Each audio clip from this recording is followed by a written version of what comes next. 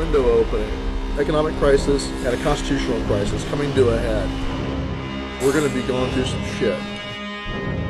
Just look at history and acknowledge that things like this can happen, things like this have happened, things like this are happening right now. The GreyState is a part of this Orwellian nightmare that's being set up not only for decades, not only for centuries, if not potentially thousands of years. One world government. New world order. It's real. A lot of people are realizing it, and more people are going to have to. This is an empire in decline. If we don't do something drastic to put the federal government in check, we're going to be doing things the hard way later. We're not scared of them. We ain't scared of them. The attitude of the government in this case was, we don't care about winning your hearts and minds. We're going to show you who's boss. That is exactly the kind of abuse of power that led to the first American Revolution. Because it's going to get ugly this month and next month, and it's not going to stop. So what is it that keeps it from happening in the United States? I mean, is this the kind of world I want to live in?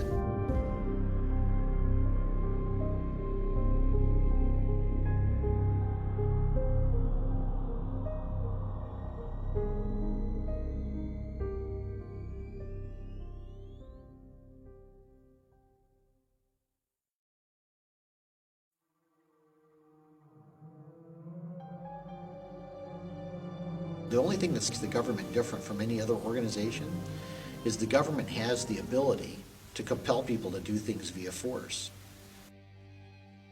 And we're seeing it as that, and we're moving past it. We're evolving past it because we want to create better worlds for our children. Every generation does, and we're simply seeing the next way to do that. And in that sense, the libertarian message isn't, statism is bad and government is evil and you guys are all sheep who need to wake up. It's, hey, let's improve the information in the market and show you that you're better off without this system of violence.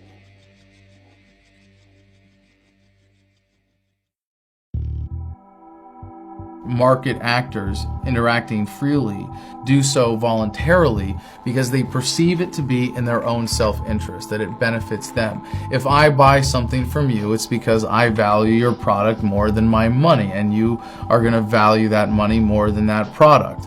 And we both benefit. Anytime you introduce force into that equation in any form, you subtract from humanity's potential to reach that ideal of prosperity and progress. Whereas a socialist system doesn't have those features. So obviously, then you talk more about public property and public control. What can the state control versus what individual control? Economic freedom is taken away to some degree because the state controls things like healthcare. Now the state has to control what you put into your body because you'd obviously be creating a negative externality if you would choose to smoke or drink or whatever. You're now costing the overall public that money. It used to be we had a savings-based economy under an honest monetary system where you couldn't create money and credit out of thin air. If you couldn't afford it, you didn't buy it. This was not poverty, this was responsibility. People look at the old days and they think, before the Federal Reserve, they think, oh, we don't ever return to that, those are the horse and buggy days. These are technological issues. These are not issues regarding the economy. These are things that would have come about by virtue of our dynamic creative spirit that exists on greater and lesser levels in each and every one of us. It's a simple fact of the superiority of using persuasion to get people to do what you want to do, as opposed to saying, well, I'm scared and I don't trust you and I'm going to just have someone with government put a gun to your head and do what I want you to do. When people give money to Bill Gates or Sam Walton or any of these people, he's not taking it from them. They're getting something in return. They're getting a service, they're getting a product. There is an organization out there that does take the money from you, and that's the government.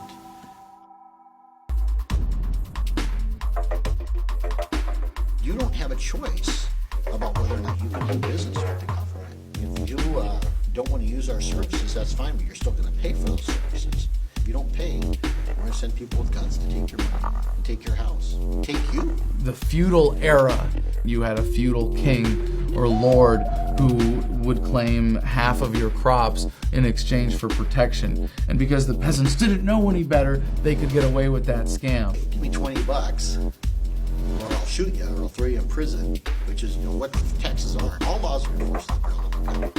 the facade of statism has to include them throwing us a lot of bones. A farmer will provide health care for his livestock in the same way that a government wants to keep the tax cows healthy and productive. Bribe us with our own money, taxes, and then they take that money and they push it back out. What they hope we don't notice is they take that money from us in the first place. Without the income tax, America historically became the wealthiest country on earth because it goes back to the benefits of a savings-based economy where you're able to accumulate savings and you're not forced to turn it over to a governing authority to redistribute as it sees fit.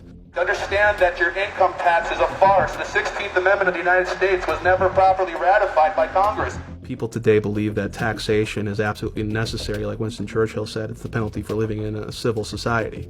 This is not true. We lived without an income tax. New Hampshire today still exists without the income tax, and they're thriving. They're doing fine.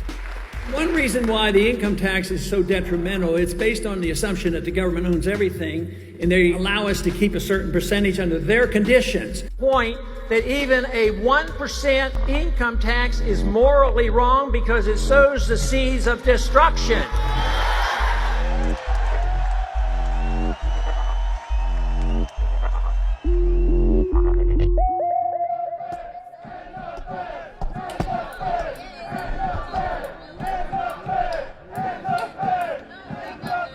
The GreyState is a symptom of the step backwards of statism that we're experiencing right now. 2 steps forward, 1 step backwards is the course of human progress. And I can look back and say, well, we started the major step backward in 1913 that was the Federal Reserve. The Federal Reserve legislation was drafted on an island really called Jekyll Island. All these bankers, the heads of J.P. Morgan and the other large banks at the time got together on this island, secretly drafted the legislation and all that stuff. I think that name is perfect, the creature from Jekyll Island. It's this creature that all these different, very well-intentioned people aren't humble enough to recognize that no one can control this power. You give me control over the monetary supply? You think I'm some saint? You gave someone a monopoly, and then they brought that monopoly into D.C. No different than the IMF today, no different than all the corporations and all the guilds, all the unions that are coming to D.C. to seek their monopoly favors.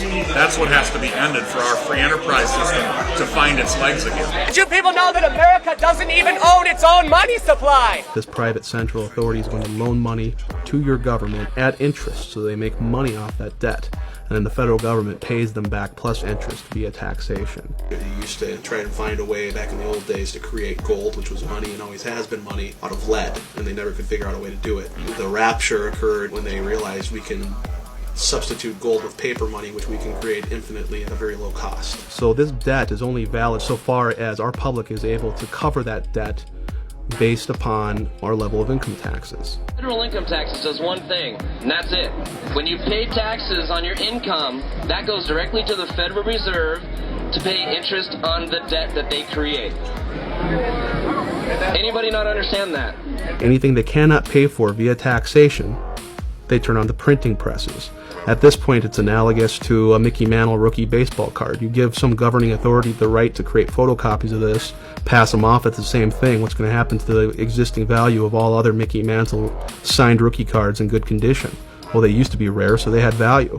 And now they're increasing the supply. So you have declining demand, and you have greater supply. If you ask Bernanke and crew over there, they say, oh no, inflation is only 1 or 2%, don't worry about it. But what if your inflation is 6 or 8%? Somebody's stealing from you. It's theft. The founders called it counterfeiting. What gives our paper its value is its world reserve status. Every currency on earth is backed to some degree or some percentage by US dollars. What used to give that value was that it was backed by something else of value. In our case, we had the highest gold reserves of any country on earth. We had an agreement under Bretton Woods with Saudi Arabia and OPEC, the oil and petroleum exporting nations of the world, that their oil would only be traded exclusively in US dollars. Every other country on earth had to buy US treasuries and convert their currency to US dollars to get oil, which every economy needs to function, of course. That was the key to our prosperity in the early days. It just is what it is. It discourages moral hazard and unnecessary risk.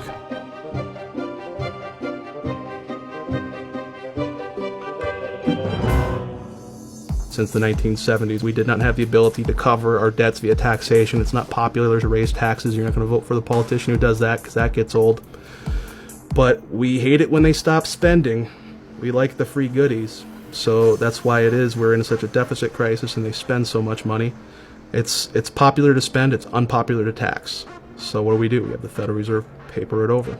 The problem is Congress, the federal bureaucracy, and the military bureaucracies. And remember what runs those things: cash.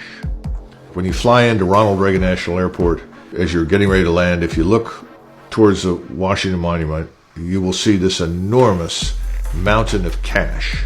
The problem with that mountain of cash is it's a magnet for all the wrong people. Everybody in the Beltway exists to get their hands on some of that cash. It essentially creates a situation in which everyone is for sale. I'm going to go back to the Mayor Amschel Rothschild quote, who is founder of the Bank of England, granting control over a nation's currency. I care not who makes its laws. No, they do not directly influence public opinion, laws, or anything like that.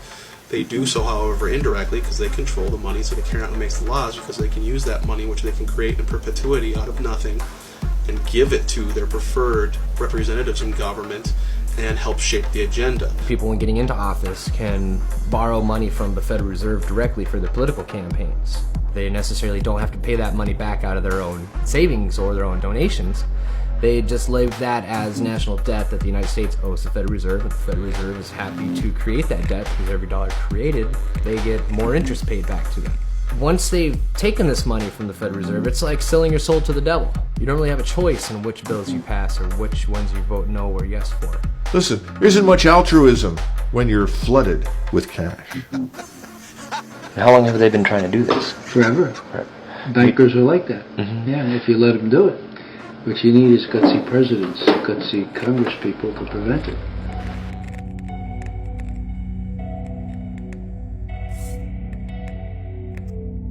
As humans, we're designed to worry about the next tribe coming over and attacking our clan. And men are designed to look out towards the horizon and see threats. But we only see military threats or criminal threats or thugs.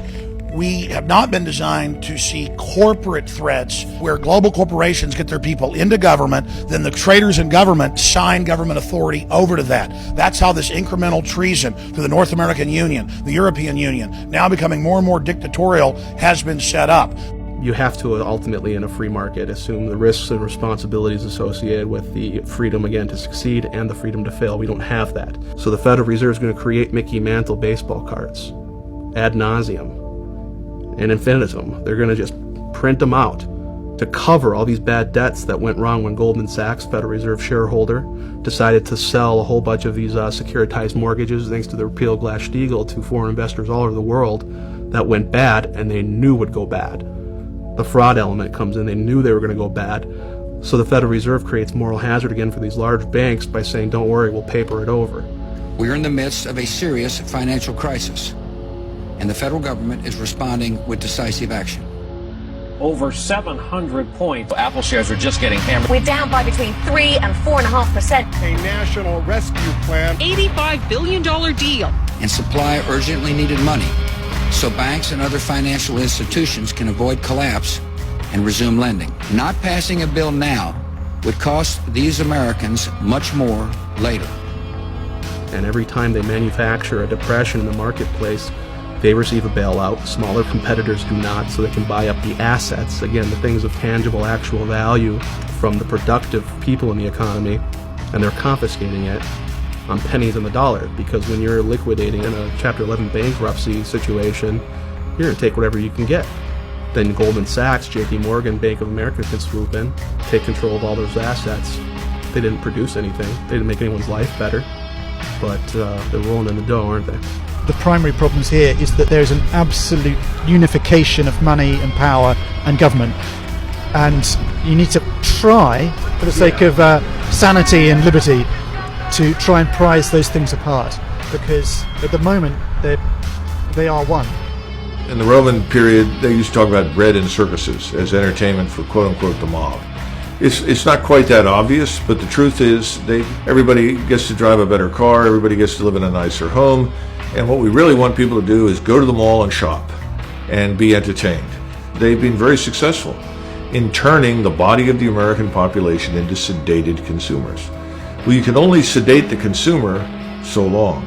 When the consumer runs out of his ability to consume, when he suddenly wakes up and recognizes that what he thought he had, he doesn't, the money he thought he had is gone, the wealth he was promised is vanished, That's when the game is up.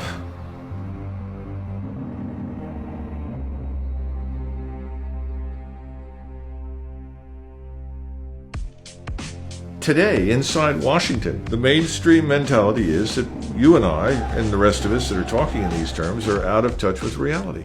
Our banking system is a safe and a sound one. Our deficit problems are completely manageable. Everything will be fine. We'll pass some reforms, some new legislation. We'll make it all right. Part of the scam of government, by printing money, by borrowing money, we don't have to tax people directly. We can commit intergenerational child abuse and pass that bill off to the people who, when born into America, have a $45,000 stone around their neck as their share of just the federal debt in its most conservatively estimated forms. People keep throwing around these numbers that were 15 trillion in debt, 16, 17. Those are all old numbers. It came out in Bloomberg Financial and other news outlets that under Obama's administration, in the first 2 years, over 23.7 trillion is missing. And that's on top of all the missing trillion from Bush. Raising the debt ceiling, which has been done over 100 times, does not increase our debt. We have now seen our national debt go to the tune of $211 trillion if you consider all the government guarantees to workers for their retirements and their pensions, etc. We're at a point now where if you were to tax the American public to the tune of 100% of their income for the next 20 years, you wouldn't put a dent in the interest. And we see the economy falling apart. And before, people said, you know, I can't really believe that this is all by design. How do just tens of trillions of dollars go missing? And then Ben Bernanke, the Fed chairman, just laughs at congressmen and senators when they ask him, hey, where's the missing trillions? When everybody's struggling in this economy, Ben Bernanke's out celebrating at this huge gala event, and meanwhile there's children starving. What'd you do at the 2008 Bilderberg meeting? I'm not doing any press today. For people in high office and high places, there is no accountability. And they like that. And it's a wonderful situation to be in. Never having to answer for what you've done. Will you tell the American people to whom you lent $2.2 trillion of their dollars to tell us who they are? No. You're in debt, our kids are in debt, our grandchildren are in debt. It is time to stop.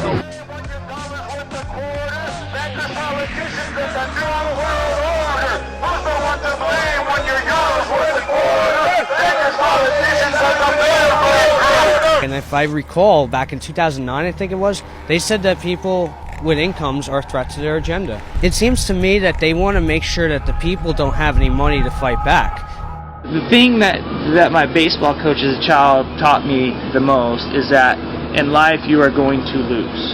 Okay. I have a society of winners, then who's going to pick up the trash? Yeah. Who's going to flip the burgers? Who's, you know, there's not that many college students in the world, right? And I work every day for family and generations after me. I just don't know what their lives are going to be like.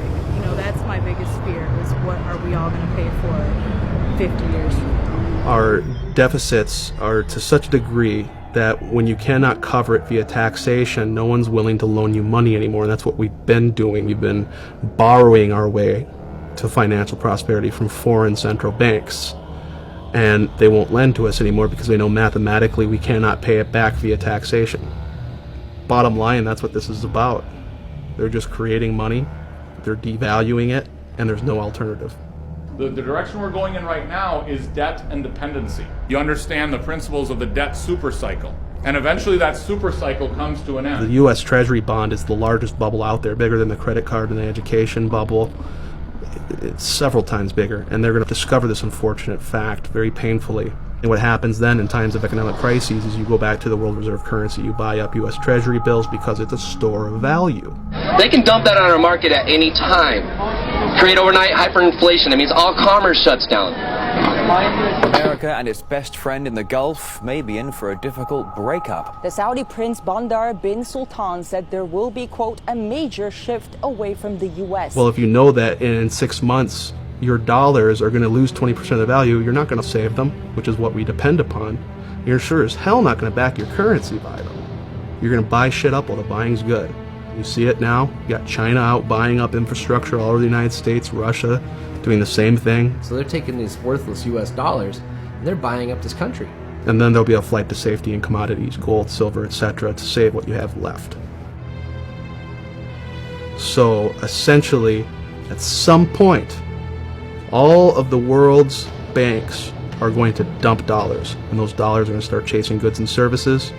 And as the means of production becomes more and more handicapped by government intervention, more and more regulation, less people are going to invest. The whole thing falls apart. The news, you see this is happening right now. The smartest minds in the world are saying these bonds are cooked. We've had it. The rally is over. The long-awaited bond apocalypse is happening. So, what is real wealth? Is it in a paper currency again? No, that's just paper. It's kindling, it's something to write on, it's something to wipe your backside with. What does that paper get you?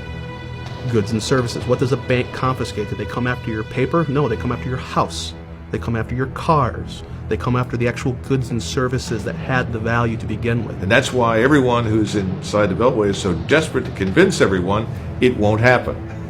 Because there is no way to avoid it anymore. The economy is going to be okay. Keep them working because you don't want to create pandemonium. Start getting people too scared about what's going on and start fearing the government, then they're going to have a revolution. They can't have that. They want to keep it on the tipping point where they have control. They're going to use our own money to enslave us and collapse the monetary system at the same time, because again, every currency on earth is backed by US dollars. If there's nothing to replace it, you only have chaos. In June of 1929, Mr. Mellon, who was the Secretary of the Treasury, told the American people that they lived in an era of unbroken prosperity, that they had nothing to fear. At the same time, he was liquidating all of his investments in the market. He was putting everything into cash and gold. He wasn't alone. Mr. Geithner recently made the statement that our banks are solvent, that there is no issue. We have nothing to be concerned about. Nothing could be further from the truth.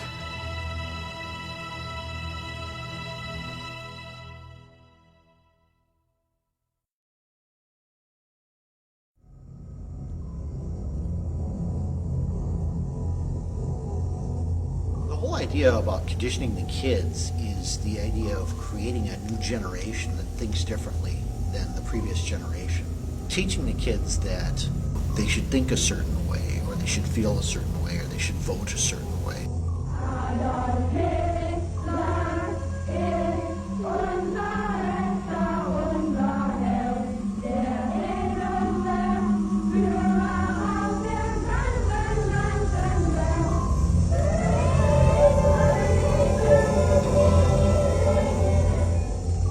In the late 80s, you have the emergence of psychology, the study of psychology, how people think and how people can specifically be manipulated.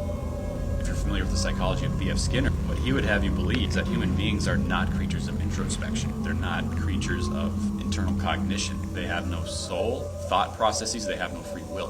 What they are animals to be trained. So you have Skinner's operant conditioning chamber, or the Skinner box, where he trained based on a system of punishment and reward. Essentially what it does is it bypasses brain function and goes straight to an animal training method. You create a problem, offer a solution that drives them toward a pre-designed response. This is called the Hegelian dialectic. The Hegelian dialectic is a formula and a strategy for creating a problem to then offer a solution that you have to the very problem that you've created to get the outcome that you desire, that you wouldn't have been able to get if you didn't create the problem in the first place. Now, the Hegelian social theory was adopted by Lenin, by Marx, and it was applied politically in the form of communism. The German psychologist Wilhelm Wundt, he is the first one to apply it to education.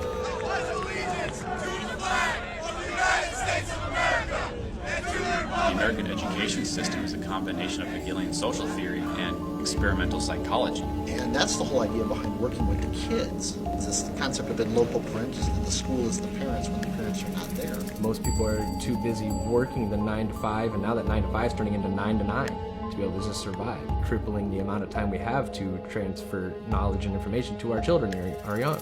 So by making sure both parents are away from the children at work, they can guarantee that the social environment of school, preschool, daycare is going to be able to give the children the knowledge that they want to. What you have is the degradation of the individual, you have the promotion of the state, and you have the elimination of the middle class. Now, under this operant conditioning from Skinner, the only thing you learn is how not to get punished and how to achieve your reward. You're not going to come away from this system thinking, I'm going to stand up for something because it's right. You're going to do it because there's either reward or consequence involved. They're being trained to enter the workforce as a valueless cog in the state. Oh, won't somebody please think of the children? I'm a product of the public school system. Nobody ever taught me anything. I mean, I think we read the Declaration of Independence in the 5th grade, possibly. But I think the school systems are designed to keep people uninformed and to not understand the scope of their rights and where they come from. I think the powers that be would ultimately love everyone to believe that their rights come from the state. Developing them to not question authority. We're developing them to be entitled, that the government will take care of them from cradle to grave. These efforts have been pretty successful.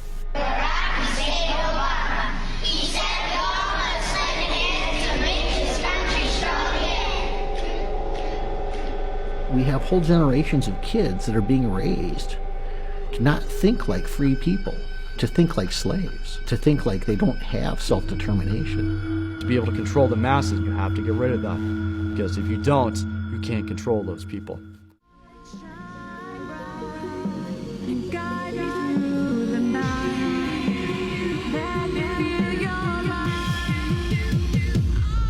Hello, New York!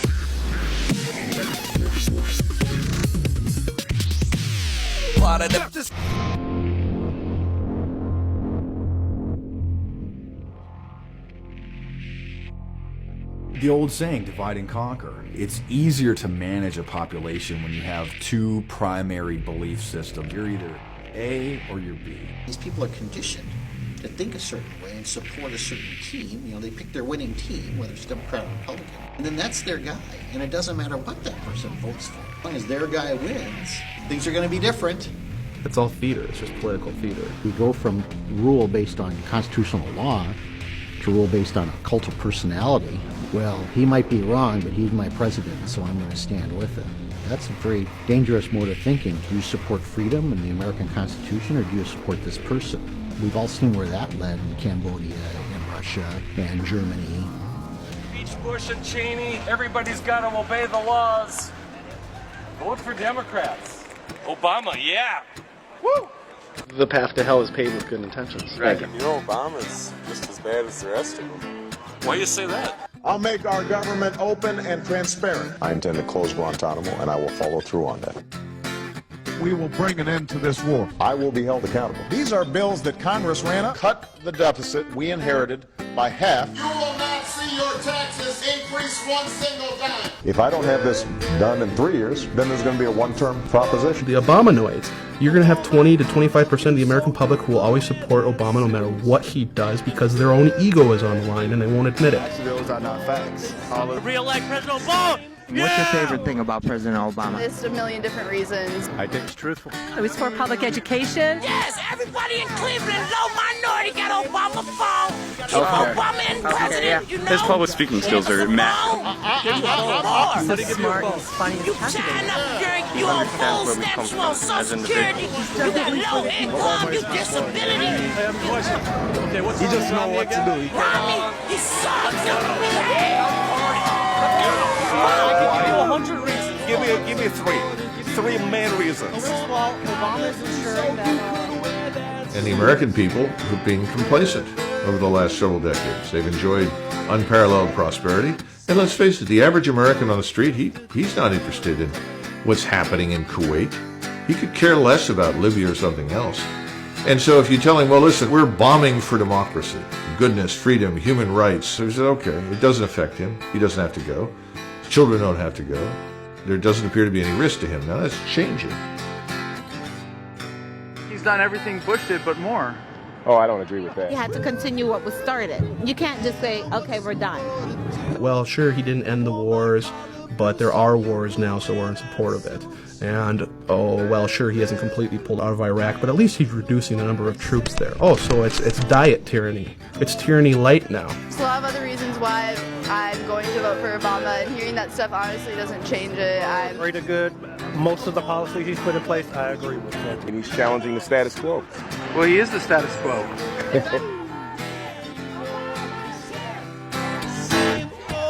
Obama's going to take us forward. I pledge to be a servant to our president. and all mankind, because together we can, together we are, and together we will be the change that we seek. I know people who have destroyed relationships with their families when they realized that their neocon uncle and their liberal cousin weren't just well-intentioned, that they were creating a justification for coercive government and ideology, that they were externalizing their own desires to control others, and that was reflected in those relationships. But if that's the case, those weren't healthy relationships to begin with. I want nonviolence. Yes, I want so do universal I. nonviolence. No, you don't. You're an Obama supporter. Do you think he wants to go kill people with drone strikes? Well, then that's what he wants to do? He orders it done, so I would assume. All right, so. you're out of your mind. After a certain point, there's no more deniability. They can't say, oh, I didn't know, or I didn't understand. As humans, each of us have a worldview, and that worldview is usually formed in great part by the culture we grow up in. When we hear information that contradicts our worldview, social psychologists call the resulting insecurity cognitive dissonance. When your beliefs are challenged, fear and anxiety are created. Denial, which is probably the most primitive psychological defense, is the one most likely to kick in. Accept propaganda from their government that if it came from the Soviet Union, they would have laughed at it. But it comes from the Pentagon, and they get down and worship. They go around looking for ways to defend the propaganda.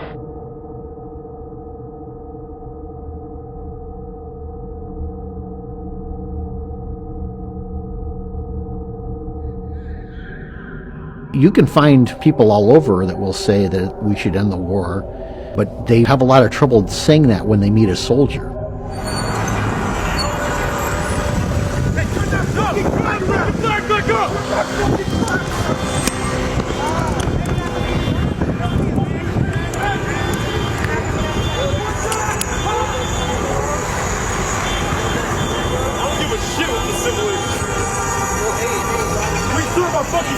That's bullshit!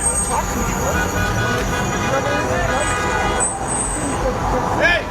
Fuck off! The bravado of the current U.S. military forces, it's definitely about psychological conditioning. It's the idea that when life and death is on the line, you cannot afford to believe anything but the fact that you are the biggest, baddest force on the face of the earth.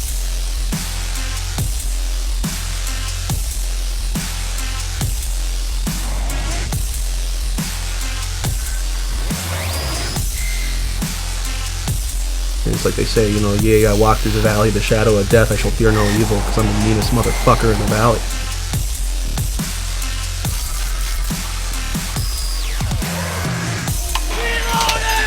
It's like a big video game that I can watch on my TV. And isn't it cool to see all the U.S. flags all over? Patriotism means that you support everything the government wants. A true patriot defends liberty and the people. What a day, man. What a day.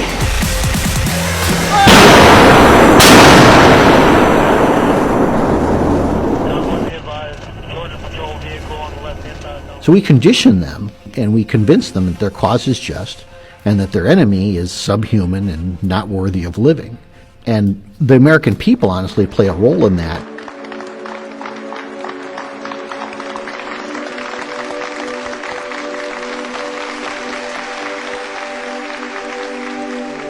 Brave soldiers have come from a combat zone defending our freedoms. Let's give them a round of applause. Who wouldn't buy into that, really?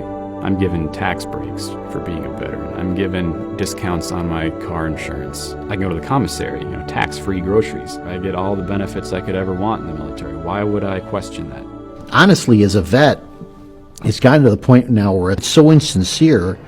When you meet people and they say, oh, thank you for your service, it's like, you know, what do you know about my service? What do you know about what I've gone through and what I've been through? They don't realize the bigger pieces of the grand chessboard that is at play. And right now you guys are in a shooting war with people who are supposedly such a threat to our liberties. We have to demonize liberty in this country now because it could result in a nuclear, biological, or chemical attack by a bunch of people who don't even have an air force. They don't have political cohesiveness in these regions of the world. They don't have cultural cohesiveness. You've got all these different Muslim sects that hate each other and can't get along. We're supposed to believe that if we're too free in this country, we'll be exposed to an attack from these elements.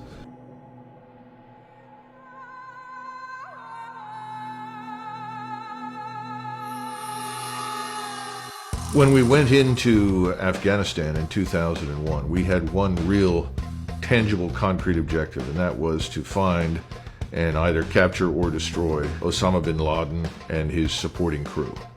We missed the boat. We failed. But if you trace back how this happened, this certainly had nothing to do with the special forces on the ground. It had everything to do with decisions made at a higher level.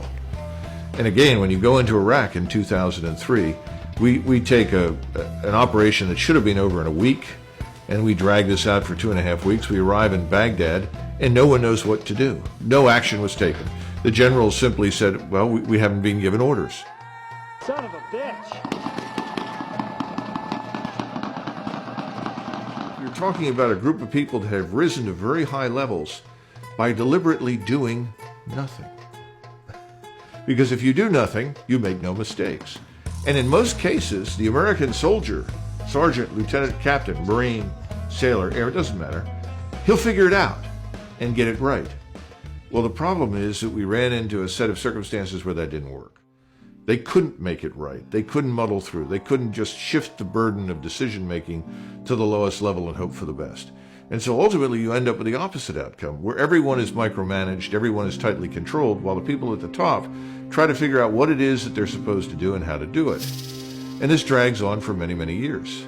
And then finally in 2007, with this so-called surge, the civil war is effectively over, the Shiites have already won, and somebody decides, well, we need to go in and do something to create the illusion that we've won something. We can't just leave. So we sacrifice 1,000 good American soldiers, killing large numbers of Sunni Muslim Arabs and a few Shiites, and then anybody we can, we buy off with hundreds of millions of dollars in cash. This was a strategic catastrophe from the vantage point of our friends and allies in the Middle East, and now it's irreversible.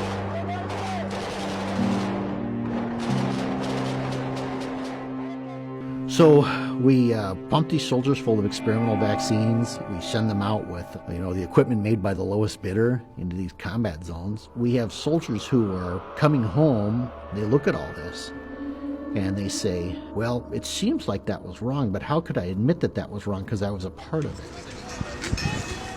You're welcome.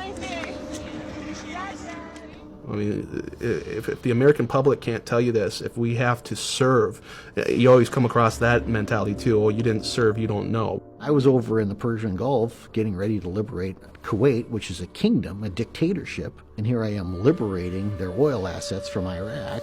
I thought I was doing the right thing too. And it's really hard to look back on that and say, hey, that military conflict that I was in, that my friends died in, that I got shot at in, I have nightmares about, I guess that really should have never happened. And unfortunately, the media has worked tirelessly to ensure that this truth doesn't reach the American people. You all remember those clips in the old days, the black and white, and you'd see the news guys. They'd always go up and they'd be in people's face with the big flash bulbs. Senator, this happened. You'd always hear, politicians being held accountable, and they're always being asked questions, and you don't see that anymore. Leaders have found a way to cull the masses into their own ideal sets. And whether that's through bread and circus, such as the Roman Empire, or today through the mainstream media, they get to decide that, yes, you're going to be obsessed with American Idol for over a decade, and when that starts to wane, you know what, we'll come up with Dancing with the Stars, and let's really be concerned about who wins the Super Bowl. 3 keys to power are banking, the media, and politics. If you own the banks, you can buy the media, you can buy the politicians. If you own the media, you can control what people see, what people think. You can largely shape the culture. You can create and shape people's fears, people's desires, the perceptions that they have of events. In high definition. Get out of here! Watch me! In 1975, there was a Senate investigation committee called the Church Hearings, which actually uncovered that the CIA was paying, under the table, mainstream media outlets $250 million a year to act as gatekeepers and propagandists. In today's terms, that's $1 billion a year. Of course, they say they don't do that anymore, but it's foolish to think that they don't. Why do you think the top story is the top story on all major networks? Carl Cameron He'll tell you straight up, I can't answer anything unless it comes from my editors. I can't unless I've got it approved from media relations. I can only talk in front of my own camera. I'm sorry. Will you talk about Building 7? Talk about Building 7. Help educate the public. If you get video of Sarah Palin or get a soundbite from her, bring that back to us. You can hold the Ron Paul stuff. We single out something that the media likes to talk about, such as the Trayvon Martin issue, but we don't talk about the much more serious events that are already well underway. You can't say that this isn't interesting. You can't say that this isn't newsworthy. Obviously, there is a blackout in effect. The mainstream media, though, wants to stay in business. And if they suddenly discover that the people listening to them don't want that message, they'll change their tune. A lot of them are doing solid investigative journalism. Watergate. People were held accountable. People were fired. People were demoted. People were dealt with. There were prison sentences handed out. At least there was the illusion of some kind of accountability back then.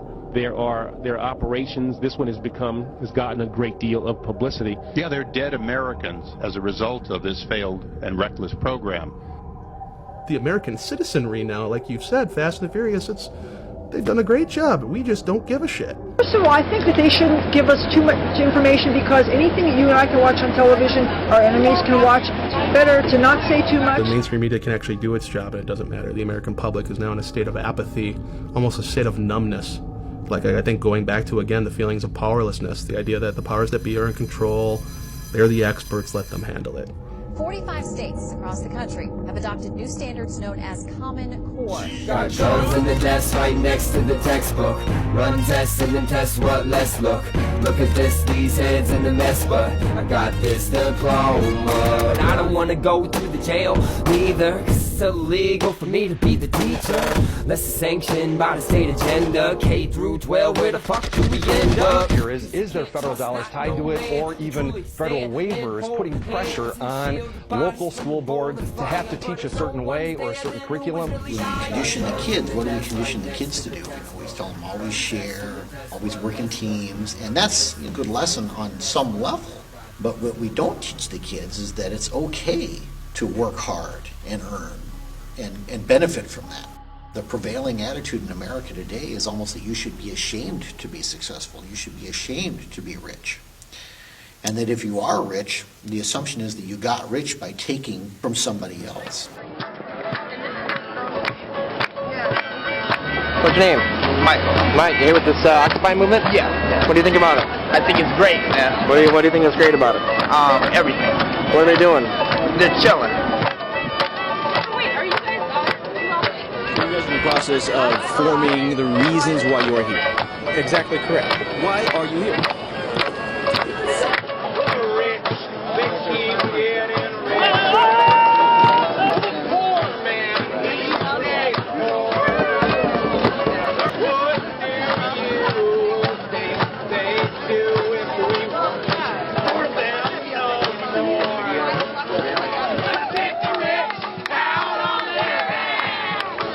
My interpretation is a lot of people have had some hard bumps in life that want things to be free, more entitlements. We have to ask a couple of basic questions. The first basic question, what should the role of government be? Should the role of government be there to run the entitlement system?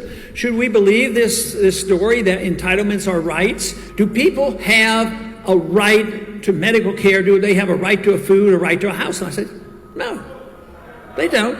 They have a right to their life. They have a right to their liberty. If they had a right to keep their property, then they would be able to afford it. When government does it, they end up not getting anything. The lie that's at the core of collectivism is that this is all for the collective, that is all for the good of the collective. Once they get you to swallow that lie, any other lie they tell in service of that is not a lie. And a lot of the people out there in activism are embracing big government. They think that big government should be used for our benefit, that they can use it for our benefit. And the argument being, again, that you can't. That kind of control of central power. It's too much control for any one group. I'm a warrior for the middle class. I do think at a certain point you've made enough money. They're saying that if you have more personal wealth than we think is necessary, and we're going to give it to people that don't have any personal wealth. Have the moral high ground and say that we are going to take care of the poor. What do? welfareism and inflationism and socialism, they produce the poor. It's not in the best interest of the people that run welfare programs to get people off welfare. Their funding is based on the number of clients that they have. Well, if they get a client off welfare, they get a client a job, then they lose that client, they lose that client's money. Because you've got to remember, it's a skimming game. For every dollar that goes to a person on welfare, $10 is used to support that system. All these entitlement programs, they'll go on forever if you let them, because they will encourage people to become entitled. Well, I can work for minimum wage, or I can just quit my job and go on welfare if I have kids. Welfare is a better deal because I still get the money and I don't have to work. We have cultivated this large underclass that has made itself dependent upon government, and government has encouraged that. The ruling elite love to create a nanny state because then you'll go along with their plan. You're not going to bite the hand that feeds you. We have historically been a bottom-up society. We're not a top-down society.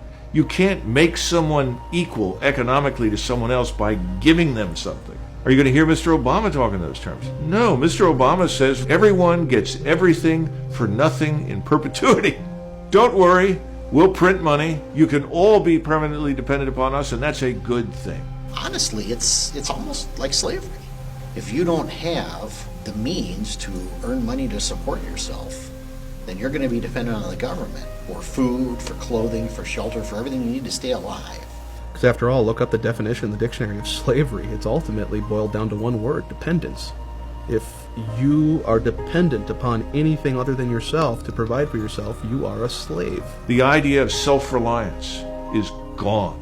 The idea of independence and individual freedom, the respect for private property, all of these things is gone. No. We can confiscate wealth from people that create it and give it to those who have none, and that will fix things. We've transferred $16 trillion in wealth since 1965 to the so-called underclass. The only thing the underclass has done is get bigger.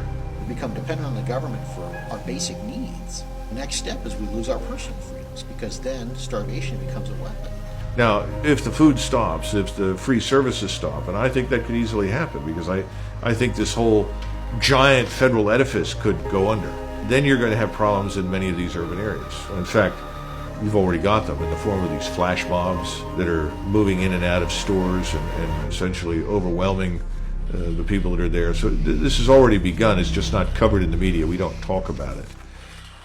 But today we think too much of the wealth and believe that government provides this, rather than understanding that wealth and prosperity comes from freedom and productivity and not from the government. When we had a freer market and sounder money and limited government, the middle class in this country was the largest middle class in the history of the world, and it was the wealthiest middle class in the world. I think there should be some changes. We should learn from what happened at Sandy Hook. I feel really bad. That's how change happens.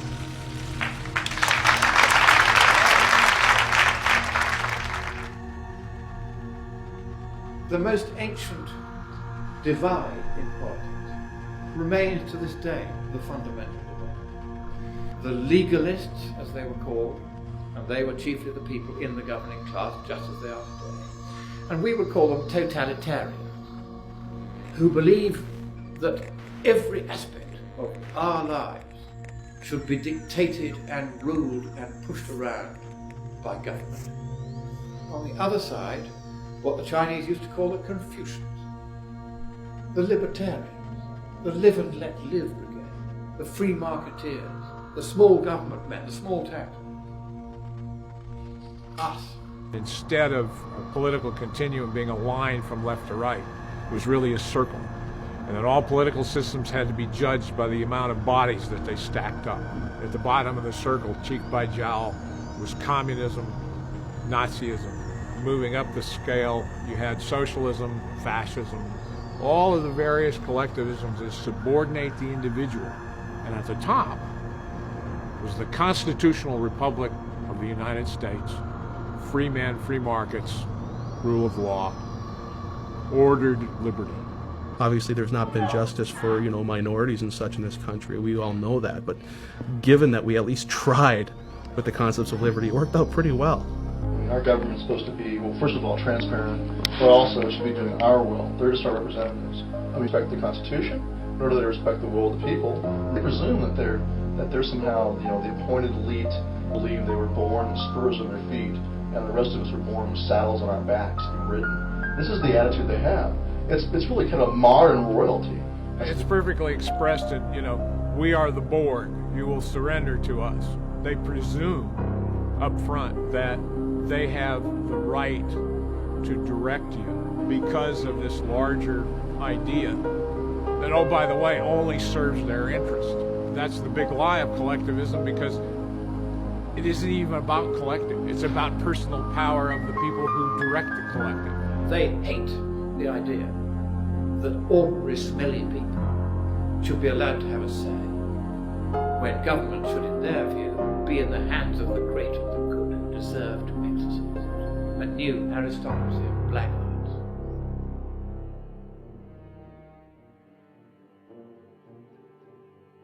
We talk about the conditioning of our kids and the conditioning of our military and our police, and we talk about the political conditioning that people are undergoing. What we're really talking about is a social movement, changing the way people think in terms of what it means to be free and what it means to be a person.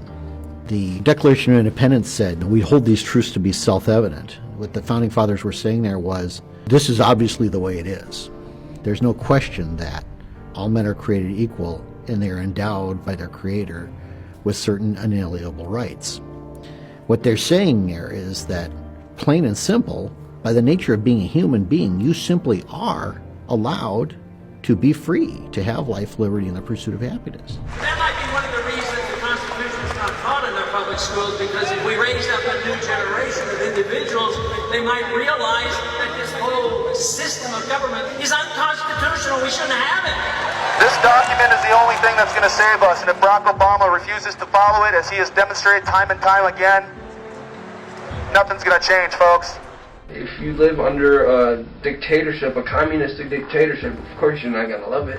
Nobody loves it. Right. They didn't let people leave. Right, yeah. They killed people.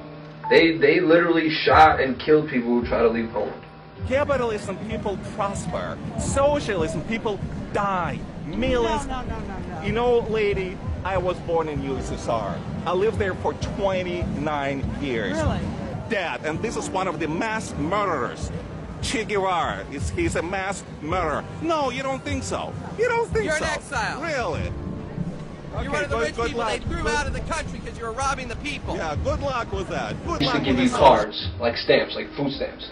And you used to go in the store and you had no choice of what to buy. And they always tell me, you're spoiled. You get all these gifts for Christmas. Right. For Christmas, we got meat. The individual matters not a thing.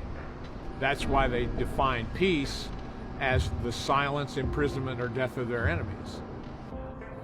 And to believe anything else is to deny a reading of human history.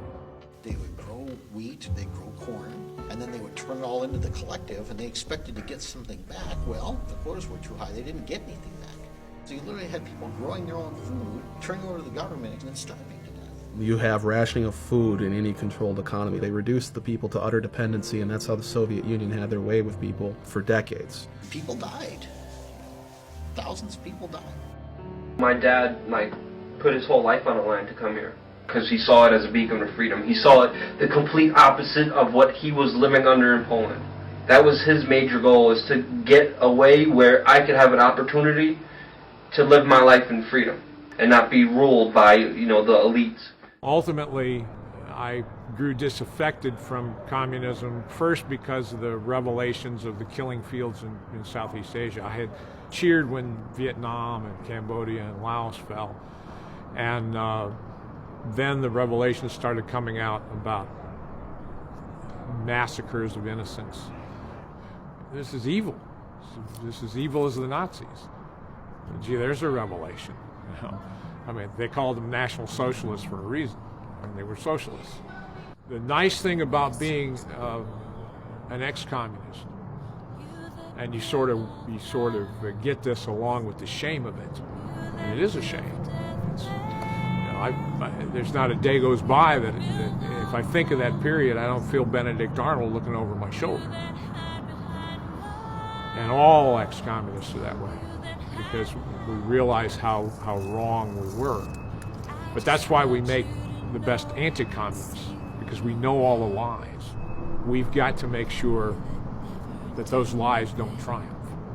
We've got to make sure that we atone for what we did back when we were the liars. After the revolution, all these guys who helped the revolution wound up being victims of Stalin because they had torn down any protections of the individual. They were gone. So if you're a hard right-winger, if you're a hard left-winger, if you've participated in the Hegelian dialectic, you've served your purpose. You're what they call the useful idiot. They don't care about you once you have fulfilled your role for them. Once you are no longer useful to them, they just cast you aside. And we've seen this in every war that's been fought in this country. You demoralize the force, and ultimately you drive the best people out. And the people that you're left with are staying there because they may not have any alternative. They may be injured, badly wounded, psychologically traumatized. They may need medical attention. There are all sorts of reasons, but my point is, tell the soldier, hopefully, the truth.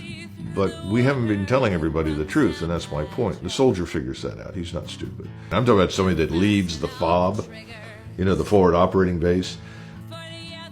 But even those who don't ultimately get it, and what they figure out is that there's nothing here that really justifies the loss of his life. Now, that's a very bad thing for a soldier. We're expected to sacrifice our lives in action to win. But the soldier recognizes there's nothing here to win. Now, when armies march down that particular lane, you have enormous problems. The soldiers are, for all intents and purposes, U.S. government property, and that's where the term GI comes from. The GI stands for government issue. And when Henry Kissinger said military men are like dumb, stupid animals to be used as pawns in our foreign policy, that kind of summed it up. I think of the story of the early days of World War I on Christmas Eve, when they took a pause and the Germans and the British started singing Christmas carols. And they finally got together and exchanged gifts and had a Christmas tree. And then in a day or two later, the armed might of the government comes in and says, you will not have peace. You must go back to shooting and killing each other again. Dwight Eisenhower, in his farewell address from the presidency, said that we should beware of the military-industrial complex. It is fully metastasized today into a cancer on our society that takes the best and brightest and the most nobly intent who would put their lives on the line to defend fellow Americans and puts them into these bullshit wars that have nothing to do with national defense.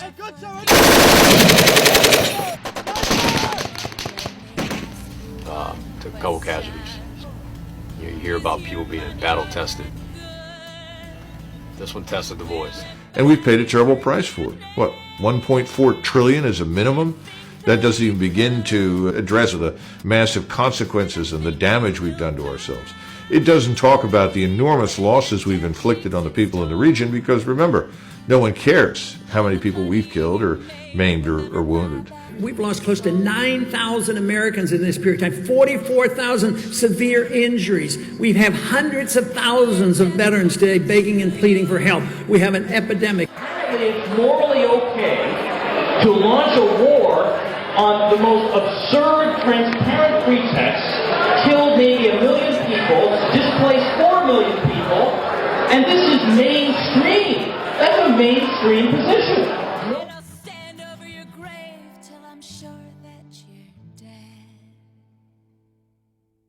As a result of this work and cooperation with allies and partners, the world is more stable than it was 5 years ago. People forget that when there are these numbers, you can't possibly conceive that millions have been killed in the war in Iraq, for example, because we're such a compassionate military force. People forgetting statistics don't always account for the birth defects and miscarriages. Depleted uranium is essentially an industrial waste byproduct, and what better way to make money of something you don't have to worry about spending money on disposing of safely, right, than to turn it into a weapon. This is a very dense material, a very dense compound, safe for anti-armor. The problem is it leaves thousands of years worth of radioactivity behind, and if you look at children that are being born in Iraqi Kurdistan in particular, where they use a lot of depleted uranium, they're using a lot everywhere anyway, you've got massive deformities and gigantism and other things. Higher rates of cancer, leukemia, and infant mortality were found here than in Hiroshima and Nagasaki. These babies are doomed to die. These are untold thousands, if not millions of lives that are being killed even before they're born. Those are the true costs of modern warfare. You don't hear about our weapons of mass destruction, do you? any American who thinks this Boston massacre is a big deal, but never protested a war, go fuck yourself.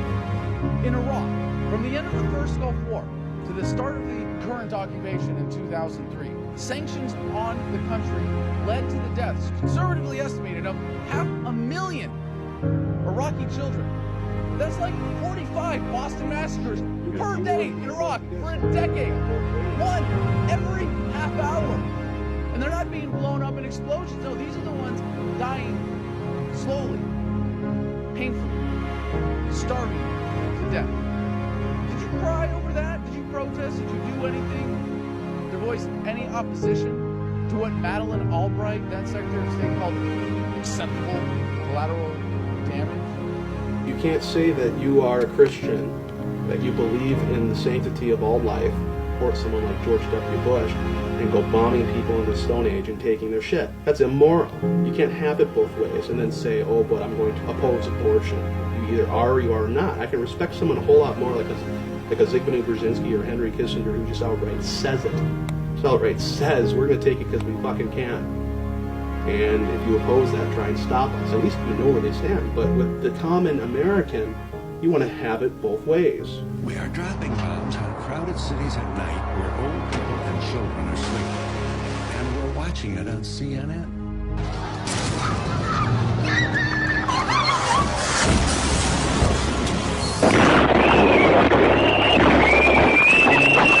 What are we doing with all these wars? How are we safer?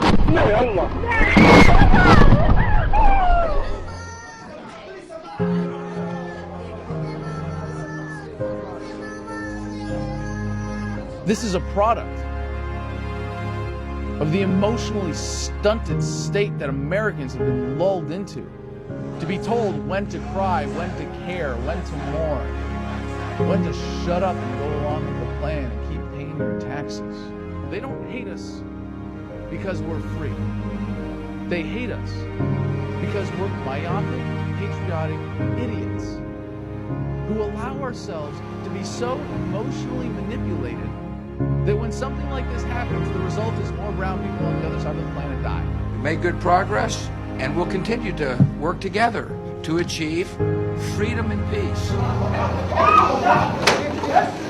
If you consider yourself to be a moral person, you have to be opposed to this. If you do not care about morality, well, at least you're being honest. But I think we've got a nation, an entire nation of sheep.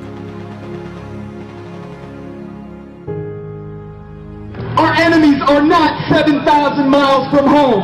They sit in boardrooms. They are not the men and women who are standing on this police line. They are the millionaires and billionaires who control this planet, and we've had enough of it. I will not be a part of that anymore. These medals don't mean anything to me, and they can have them back. And I choose human life over war, militarism, and imperialism. You are deluded, and your delusion is dangerous, and it is getting people killed. And your attitude, your tribalism, your personal identity, because you choose you want to be an American before you want to be a human being, it's disgusting. Sorry to all of you. I'm sorry. Yeah, you're right, I didn't serve. You're the one serving.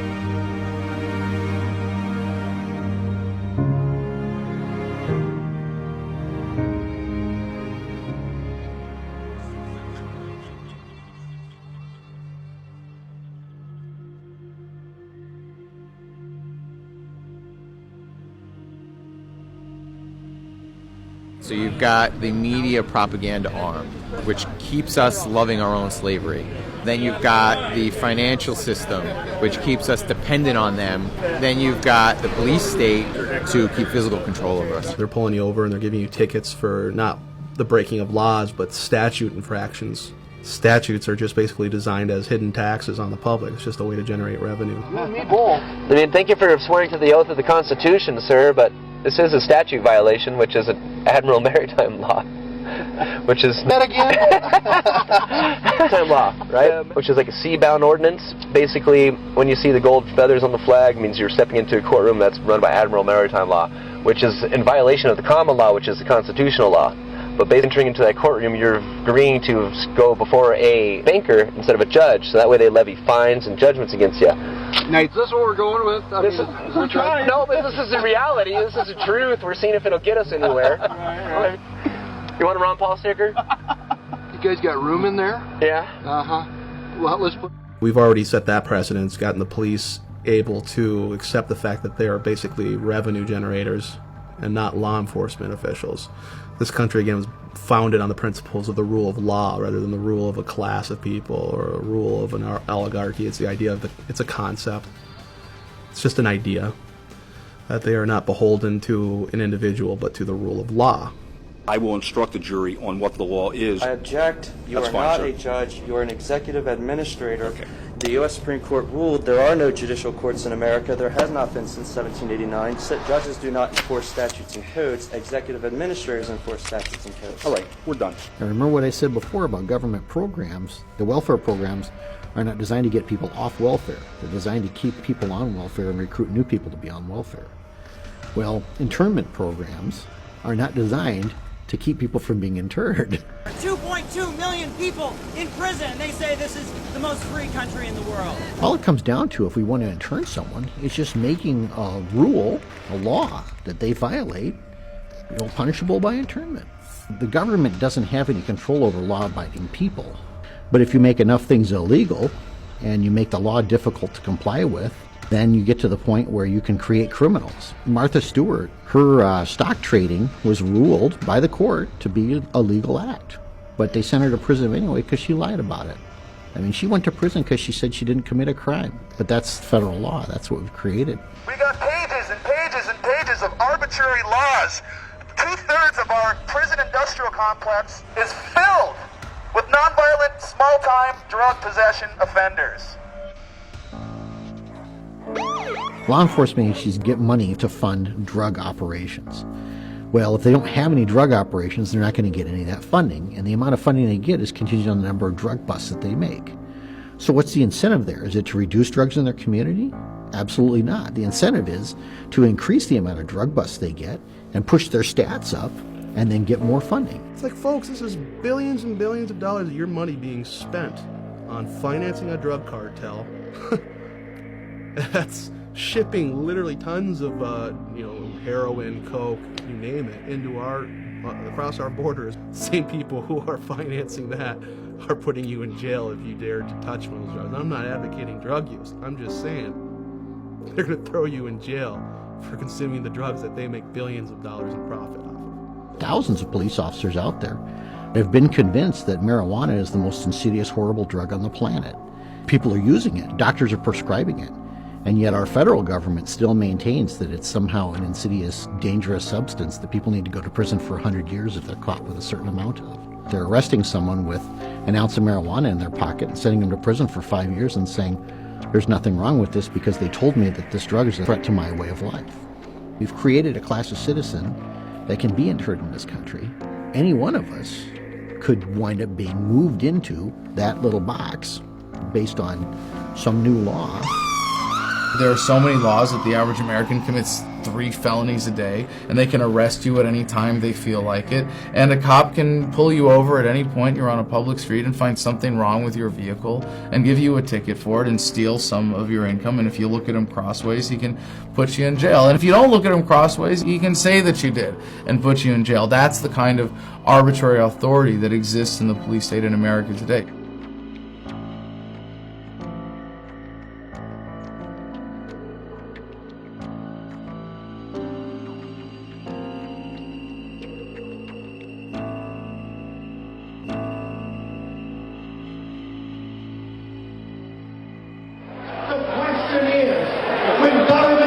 Evil and oppressive. To whom can the people turn for peace, safety, and freedom? The sheriff's main responsibility is to protect you from the federal government. And then we give our police departments military-grade weaponry, assault rifles, we give them armored vehicles, helicopters, infrared. That's what we woke up to this morning. Men with machine guns coming towards us. We see a giant arms race against the American people, but not just here in the United States. Worldwide, governments are massively increasing their spending for domestic control with a standardized police state that they've developed in third world countries that they've invaded and taken over. Close your window, go back inside your house. State police forces that at the thought of cooperating with Homeland Security and the feds, completely turning the whole concept of government on its head by saying that the federal government is here to protect us, when really the founding fathers designed the government to protect us from growth of government. Ronald Reagan said the closest thing to eternal life is a government agency, and it's true, because once you give them the funding to do things with, at best, a warped system of accountability, they're going to take that power entrusted in them to keep their own paychecks going, not by serving people, but by serving that twisted system of approval for that funding.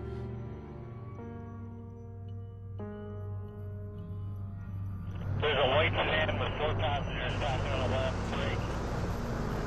There's a broken down pickup truck on the left side about 500 meters past that. You can see examples of the GreyState in our modern time just by simply walking down the street and looking at authority figures that you have to deal with. You can see that a lot of authorities are becoming more militarized just by in the way they look, in the way they act, and the way that they treat us. If you have an honorable discharge from the military, it's pretty easy to get a job in any police force in America.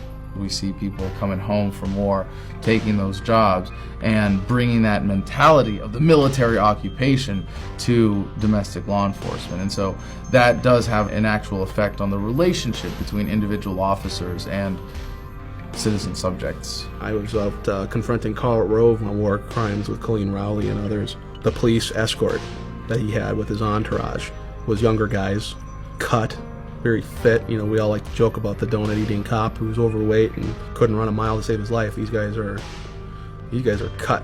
And the look in his eye when I was disobeying him, he wanted to hurt me. He wanted to hurt me. I even called him out on it. I said, "You want to hurt me right now, don't you?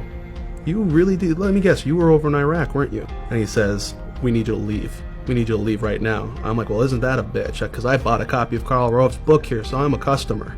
I'm not loitering, am I?" This guy, he wanted to hurt you. If he had been given the order by his higher-ups to beat the living piss out of me, he would have not hesitated. So you have a lot of guys coming out of that mentality of the dehumanization of the enemy, that is how we impose martial law in Iraq and Afghanistan, and applying that in the United States. We see this militarization of the law enforcement, and we combine that with the conditioning that we do. They're not even people, they're bad guys, they're criminals, they're enemy, they're drug users. So these people are inherently evil, and we are absolutely good, and we have the best high-tech equipment and weapons, and we are going to squash this enemy. It goes back to the ego again and the badass mentality, and then the police want that because, yeah, they don't want people questioning what they're doing. They want people who get off on power. Shut your mouth, I'm talking! I am Officer Rivieri. Now, the sooner you learn that, the longer you're going to live in this world. There's an intentional dumbing down of Americans. You all realize that. And that starts in public school. Cops in the military went to the same public school you and I did. And they didn't learn their history, didn't learn their heritage, didn't learn the Constitution. And so, but they're not all bad. And I'm sure joined the police and military because in their hearts, they saw themselves as a hero. And they wanted to be a hero. And they wanted to be a defender and a guardian. And so the best of motives, but if they don't know the Constitution, and they don't understand the basic principles about, rights, they can be easily manipulated and twisted into becoming just an enforcer, just a law enforcer. I often talk about how things seem to be going in cycles, and how history repeats itself, and how, like, we have the Occupy movement is the Hooverville of today. With the Occupy movement, we saw militarized police using weapons used in foreign wars against protesters domestically. These Occupy Wall Street people are dissenting, and we need to crush them.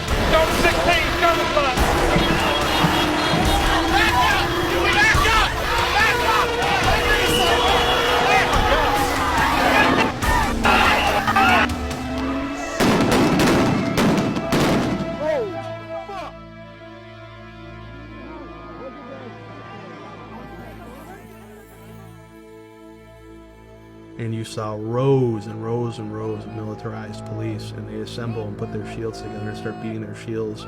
Thump. It's psychological. It's designed to intimidate and create fear. I was just pleading to cops, please don't tear gas us. We're completely peaceful. No one's facilitating any aggression, and they just like tear gassed all of us. Kids in strollers were in their moms, and people were actually trampling each other to try to get out.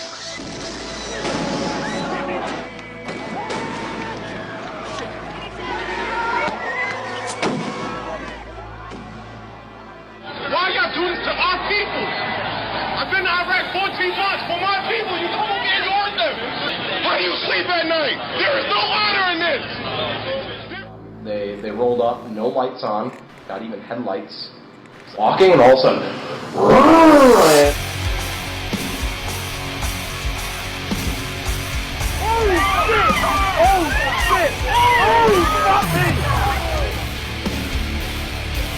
Without a warrant, commandeered my vehicle, search and seize my home. bust out of the car with the guns drawn.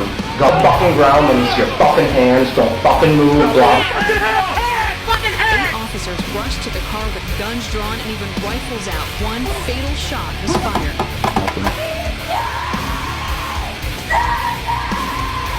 Are you going to stick your hand on my pants or something? The controversial police shooting in Anaheim. They started shooting me. Just released the dog and I had my baby. My face into the drywall and asked if I was going to cooperate.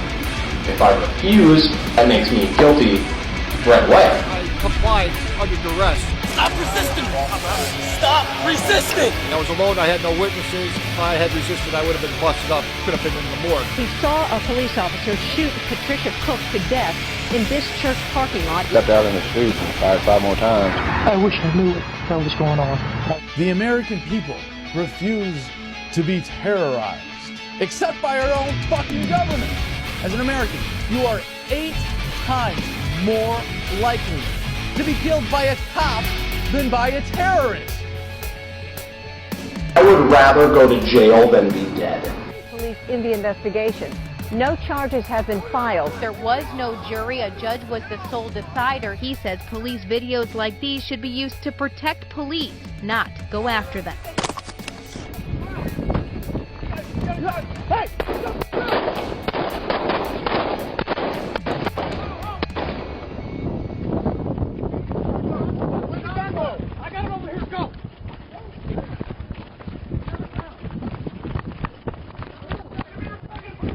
Show me your fucking hands! I did. You hit me. Show your fucking hands!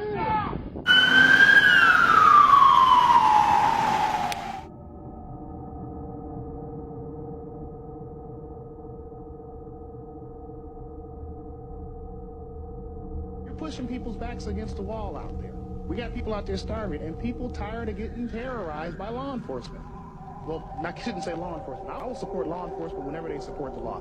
I'll just call them enforcement. I told you to stop kicking the window. You hear me? We've had police and law enforcement we talk to and we confront them with facts about what's going on. We got a constitution. You guys swore an oath to uphold it. They say, I don't know and I don't care. I think we're at a point with the economy where they don't give a shit. I don't think they're trying to justify it morally. They truly don't give a shit. It's the idea that I have to do this, it's orders, and if I don't, my pension's gone and my career is over. Well, there's that balance, though. It's like, well, you can protect what you, but then your livelihood, the economy, and I can stand up for that, but then how am I going to provide for my kids? It's pretty easy to abandon the rule of law when you're following the rule of number one, which is take care of you and yours. I think that's the modus operandi of most police. And then you have the truly sadistic 10% of them who just simply get off on it. Not only do they just not care, but they revel in it. It's the idea that, you know, it feels good to be dressed up like this. You know, it feels good to have power over other people.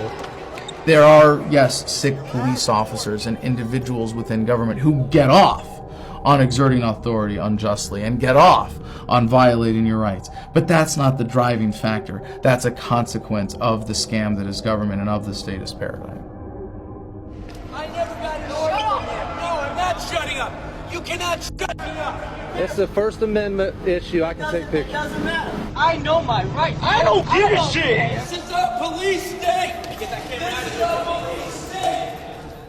A law is not something to be taken lightly. And we have the law being used as a weapon against the citizens. And the question is, why does the federal government feel like the solution to these problems is to declare war on us? Because that's really what it is. It's a war on freedom. It's the war on us. There's always a danger when you think about government actions and policy to consider big conspiracies or even small conspiracies, when actually sort of incompetence and laziness can accomplish the same things. By the ones that control the money and the media. There's no conspiracy. Infowars.com. Man-made climate change is a total fraud. Those are definitely chemtrails. It's a job by the terrorists. Terrorists did it, we have to hunt them down and kill them. Steel, concrete, everything demolished. But a passport. Yeah, I love that. Floats untouched from the plane to be found by the FBI. Well, if we got the passports of the hijackers, why isn't none of their names show up on the flight manifest? I believe what I read. That's just not realistic. We'll just believe anything. Don't believe anything. Don't believe what the media tells you! Rothschilds rule the world. Rockefellers rule the Dude, world. the Jews run the world. Everyone's brainwashed. This is what they want. They want us fighting amongst each other. They're gonna put us in FEMA camps. These are consequences of sin. It always boils down to sin. You don't know what a FEMA camp is? It's working for them. So then who was responsible for 9/11? What do you mean? A bunch of pissed off Muslims. Yeah, what are you, retarded?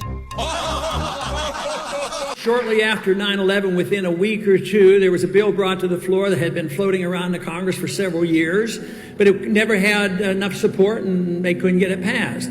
But after 9/11, they said, now is the time that we'll pass this wonderful bill that's going to protect the people, the Patriot Act. But if they'd have called that repeal the Fourth Amendment Act, maybe it wouldn't have passed so easily.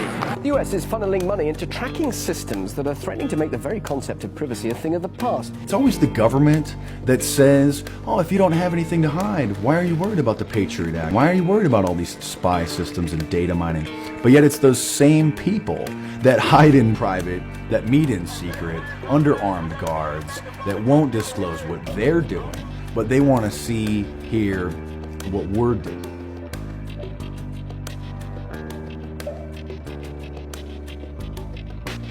New televisions have cameras and microphones built in them, facial recognition scanners, audio, voice recognition. So that is an open video camera and an open mic in your living room, in your bedroom, that any sophisticated hacker or the government could and do tap into at any time. In New York City, they're implementing iris scanners. It's actually an app for the iPhone. We are 5 years away in New York from zero privacy. Scientists are reportedly developing new technology aimed at identifying anyone from much greater distances. Technology that uses physiological and behavioral recognition to identify people. People thought that drones were just in Afghanistan and in Iraq. Now they're in America. Now they're arming them. Now they're putting facial recognition scanners on the drones. When I worked in the agency, this was the day before gigantic amounts of computerization. Everyone had a 201 file. Everything we knew about a target would include any comments that people had made about you, anything we'd overheard about you, 5 or 6 files, each 2 or 3 inches thick. The amount of effort it took to go through something like that in paper format meant a good deal of the 20,000 employees in the CIA spent their time doing just that. In today's digital age, when you can go online and get 90% of a person's history just from open source, your life is not your own as far as the government goes. You can't have 100% security and also then have 100% privacy. We're going to have to make some choices. We see the globalists building a giant police state control grid and calling themselves technocrats. A technocrat is a group of dictators who use technology to control people. It can be warrantless wiretaps and warrantless searches on your digital information. There's stuff out there that will suck your hard drive in 10 seconds or less. It's no big deal. A system touted as a national security necessity is being used to build a database where the biometric identity of millions of Americans will be gathered and stored. It is of no dispute that who you're calling, when, how long you're talking, what you're buying, all the stuff that happens on your smart device is being used. Now, at the time, there's no legal oversight as to what these fusion centers, as they're called, there's no oversight as to how they're going to use it, but it's there. So they're fusing databases, which is the concept of a fusion center, from driver's license, criminal databases, social networking, they've added to that now. The CIA could care less about all these social media because it's not sort of objective reporting on people. But the people who really care about that are commercial entities. And they're leading the way on the science of extracting all this information and coming up with algorithms to explain this person believes this person believes that. Computer algorithms that they're using can track most people's habits and what they're going to do within a 94% accuracy rate. Google boasts about that. Of course, now the CIA has noticed that, all right? And all they simply have to do is buy a commercial off-the-shelf product to find the people they really want to find. So if I use my iPhone to purchase a product, it's flagged, it's under suspicion, I'm going on a list. That will be, tucked away for a later time. That means that people can collect it and then look at when they want to. And they may only want to when all of a sudden you say, hey, I object to this. And they go, oh, well, let's take a look and see what would make you object to that. Let's see why you don't like what we're doing to you. You haven't committed a crime yet, but the second that spectrum of crime shifts over to include whatever it is you are doing, they do know where you are. And now I can be targeted politically. It's happened. People being targeted by the police state because of their political affiliations. People's children being taken away from them because they're critical of the government. If I go and try to find out something about you, and I have to do extraneous measures to do that, there should be no objection from you, because if you're not doing anything wrong, what have you got to hide?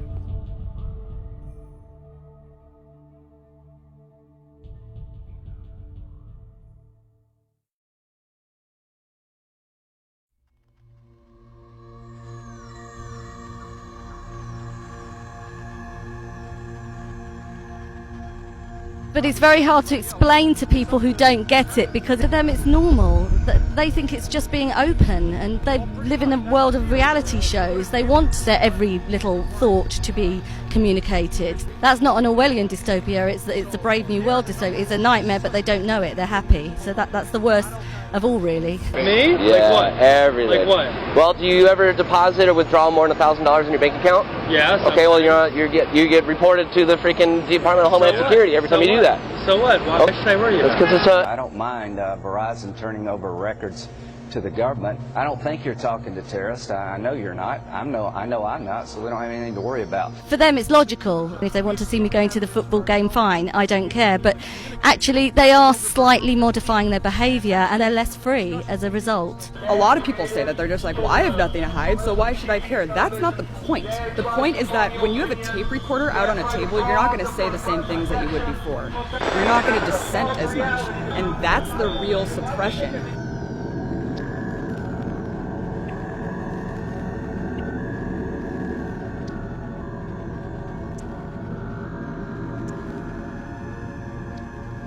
I'm worried that the new generation doesn't understand what privacy is, because they've never had it, and because everything is about sharing. And I mean, we probably the last generation who knew what it was like to be unmonitored, therefore we know what we're losing, but they'll never know. So the question is, why don't you trust us? And I tell people, because I've been one of the people who are supposed to protect America. I'm just a person. I have likes, dislikes, I have opinions, and all that stuff bleeds through to what I do. And they say, well, you can trust us because we're not going to misuse that. But they've proven over and over and over again that they will misuse it. J. Edgar Hoover had enemies lists, and he was working to make these people's lives miserable, and they were using all these federal powers to destroy people's lives. By sifting through this so-called metadata, they may identify potential leads with respect to folks who might engage in terrorism. We all know that their definition of terrorism in every government, every dictatorial regime, inevitably starts going to the area of people who criticize what the government's doing. When you become a political target of the GreyState, they're going to use anything they can. So they can just look at your Facebook page without a warrant. Now they can use that against you. And I'm convinced there are certain politicians out there that if they could put their political opponents into camps, they would just do it. People say, well, that's ludicrous. No one would ever actually do that. Well, we did it. During World War II, we did it to the Japanese Americans and some German Americans as well. In fact, we even called them concentration camps. England did it in Ireland during what they called the Troubles, euphemistically, where they would intern people at what they called Her Majesty's pleasure. Now we're saying, well, we can do that too. All we have to do is call someone a terrorist and we can lock them up pretty much as long as we want.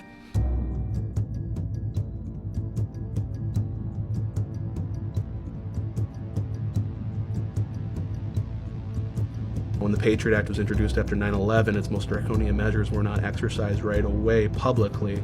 It was much more private. Well, now with the passing of this new Senate bill, they're advertising it. They're saying it's here now. Have you heard of posse comitatus? You know that, right? Yeah, you mentioned that today, but I'm not familiar with it. It strictly prohibits, and it's very clear that the military is not to be used against American citizens, not to be active on American soil. Being military police, we don't feel like we're being used, because that's kind of our job too. Yeah, but not on U.S. soil, right? Actually, we're going to be certified as U.S. soil. Law enforcement?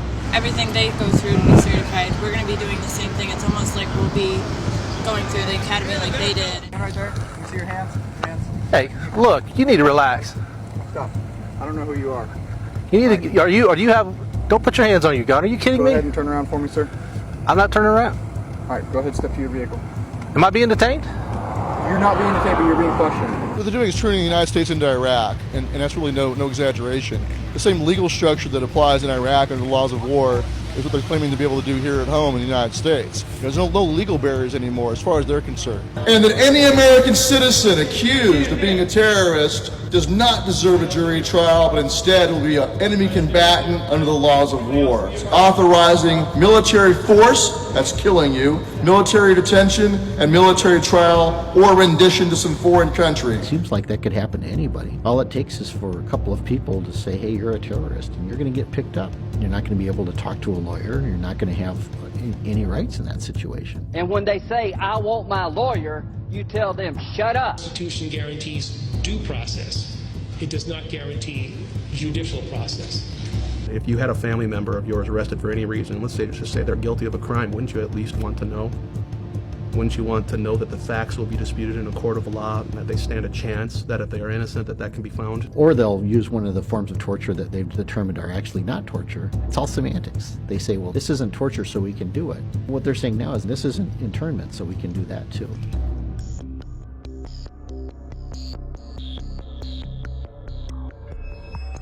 I have two words for you: predator drones. You will never see it coming.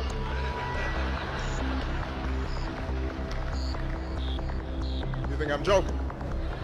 The Nobel Peace Prize winner has just announced he has told the CIA that it can assassinate American citizens in violation of federal law and in violation of treaties to which the U.S. is a party. They don't write these laws not to use them. I mean, where does he get this power? It's a huge change of presidential powers that has occurred. And it's totally right and totally constitutional. It's the one thing right to kill anybody without the due process of law and have a kill list? Are you kidding me? Anytime bombs are used to target innocent civilians, it is an act of terror. What the hell does that make you, Mr. President? President Obama has used more targeted killings than the Bush administration ever did. But when the president can kill whoever he wants, then he's not a president anymore, he's a king. The United States just 50, 60 years ago was the example of the world for freedom. Now you notice our criminal government never criticizes Russia or China anymore because they can't. And China passed its own NDAA and said, hey, we can arrest and kill people secretly too. Look, the Americans do it. It's just codifying into law that the United States Constitution and Bill of Rights are null and void. We know what this can be used for later on, because there's a reason you don't chip away at liberties, because at some point you end up with a tyranny. The minute you stop fighting for that freedom, it's going to diminish and ultimately disappear. And once it's gone, we're not going to get it back. I got 3 kids! I want them to grow up with freedom! Don't you want your kids to have freedom? They're not going to have it! What I don't understand though is how come more people aren't awake to it when it's so blatantly obvious to so many of us. Is the conditioning really that pervasive? God has ordained the police officers, in a sense, to restrain evil. We're to submit. I support it completely. You support it completely? So indefinite detention for Americans and assassination of Americans, absolutely, because Obama said it. Absolutely. All right. Happy 4th of July. Why should people give a shit? Well, because this is our country. This is our home. And we have rights given to us by the Constitution. I think that the 1% just wants us to feel that these are privileges that they give us rather than our essentially God-given rights. To the best of my ability. Preserve, protect, and defend. Preserve, protect, and defend. The Constitution of the United States. The Constitution of the United States. So help you God. So help me God. But I think it is an imperfect document, and I think it is a document that reflects some deep flaws in American culture, and that the framers had that same blind spot. What's frustrated people is that I have not been able to force Congress to implement every aspect of what I said in 2008. Our founders designed a system that makes it more difficult to bring about change than I would like. Our ancestors tried to protect us against this omnipotent type of power. That was the whole idea. Your ideas are going to be imposed on other people by force. I'm saying no, it is unacceptable to ever do that. Persuasion and peaceful cooperation is the only sustainable way to get past these problems with society today. Well, I mean, I obviously believe that my ideas are persuasive enough and beneficial enough to society that people should subscribe to them at the conclusions of their own reason and their own sense of right and wrong, but frankly, some people don't, and yes. And at the end of the day, you will use force against those people. I believe that it's the role of the government to use force. So you won't do it yourself, you'll hire someone else to do it, basically. That's what a government is. I'm really ready to get Obama in a second term, and I'm really ready for him to really grab his... The reasons people are tempted to do violence, if you look at the psychological underpinning, it's fear, insecurity, and the desire to survive. That's why government propaganda is always fear-based, and the GreyState is a way to control people, to keep them afraid, to keep them thinking that we need government. Now, I know some people want me to bypass Congress and change the laws on my own. Believe me, the idea of doing things on my own is very tempting. So what happens is we see these small erosions of our rights, and we get to the point where people say, well, can't you just live with that? If you say, no, I can't live with that, well, then people go, well, what kind of a nut job are you that you can't live with that? And that's where we see the shift, the change happen. Over time, they say, well, why do we even have that right in the first place? Was that even necessary to have? Like we were discussing earlier, when you have the news headlines covering Fast and Furious and the drug trade, arms trade, trafficking, and no one cares, no one gives a shit. Why doesn't that matter? Doesn't matter to me. Is it because of Obama, or is it because he's a Democrat, or just because you trust the government that much? Well, all three. All three. So you trust the government and you would let them kill you because they know what's best. Say that one more time? Absolutely. Okay. Well, I don't even know what else to say at this point. Have a great day. Oh my God.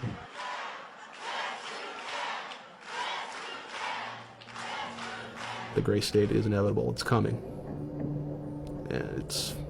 Technically, it's already here. To urge you, today's Viper searches did not come from any particular threat. One TSA official says intelligence tells them they should be focusing on the highways as well as the air.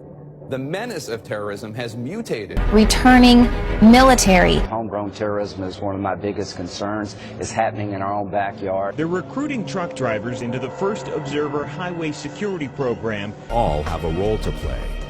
Working together, we can all help secure our country.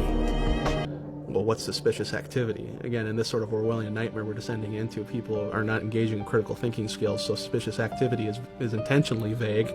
Because, hell, to different people, anything's going to be suspicious.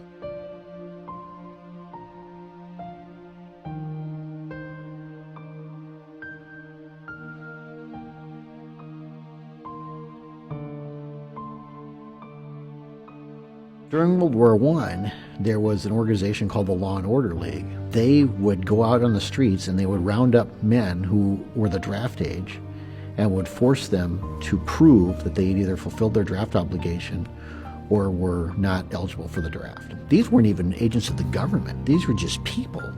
These people carried badges, and they had all the authority of the federal government behind them. Yes, we can. All of these are race to America. Yes, we can. Have our own dreams and do our communities facing your dreams. Yes, we can. We have these pseudo-volunteer organizations now. Yes, Yes, we can. We really haven't defined what their role in all of this is either. We cannot continue to rely only on our military in order to achieve the national security objectives that we've set. We've got to have a civilian national security force that's just as powerful, just as strong, just as well funded. Now we begin to appreciate the magnitude of our opposition. This is not an obsolete single tyrant thousands of miles away who threatens everyone's freedom publicly, but a convoluted mess of legislation and social evolution whose enforcers believe that they are working in the best interest of all and whose ranks are filled by our own friends and neighbors. They say revolutions are won by the 3%, and that may be true. But the GreyState, the real GreyState, is the 97% who will not have their entitlements threatened by a minority. And at the first sign that these government subsidies will end, will finally act to betray us. People are getting inured or conditioned to accept violence that's not happening to them. And next thing you know, you've got people showing up on your front door saying, it's time to go. We changed the law and now you fit. What we have now is the illusion of a free republic. It's called incrementalization. Hitler did not have the Jews rounded up into camps overnight. It was step by step. First they had to show their papers everywhere they went. Then they needed tattoos. Then they needed to relocate to labor camps. Then they were exterminated. We're gonna spread happiness. We're gonna spread freedom. Obama's gonna change it. Obama's gonna lead 'em. We're gonna change it and rearrange it. We're gonna change the world.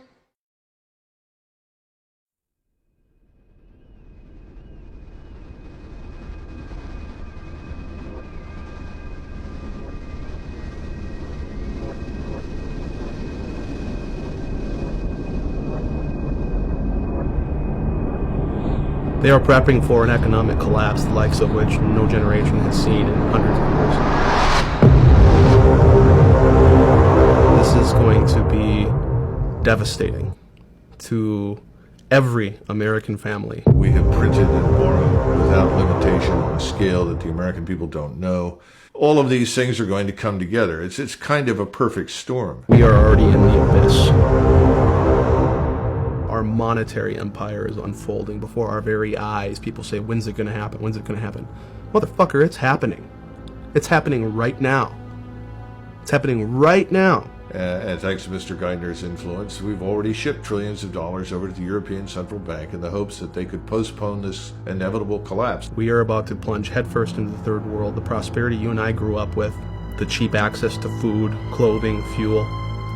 Never again. A future where the federal government literally controls distribution of power, food, water, is only one sort of widespread disaster away. You have 48 million people on food stamps right now. So when the economy collapses, literally millions, tens of millions of people dependent upon that system. They know nothing else. You look at Hurricane Katrina. They turned the Superdome in New Orleans into a giant FEMA camp, and they didn't get water out there for 5 days. You really think their job is to feed you and protect you? That's not what FEMA exists for. They exist for management. Federal emergency management. And there's no better way to manage you than with controlling food. And they kind of decide who's hungry and who's not. And what you're seeing is the various powers of the world are positioning themselves on this grand chessboard, like Zbigniew Brzezinski of the Obama administration wrote about. They are all positioning their pieces because they know this system's going down. That's the dirty secret. And if you don't know how to farm and produce food for yourself, to sow and reap, harvest, game over.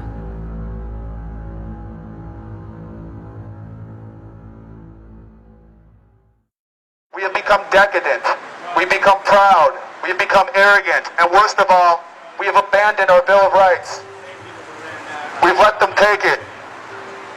If we allow democracy through negligence and carelessness and the crude ambition for money, power and glory of politicians, to be handed away, as we already have in Britain, to a supranational entity which we do not elect and cannot control, then you become just another police state.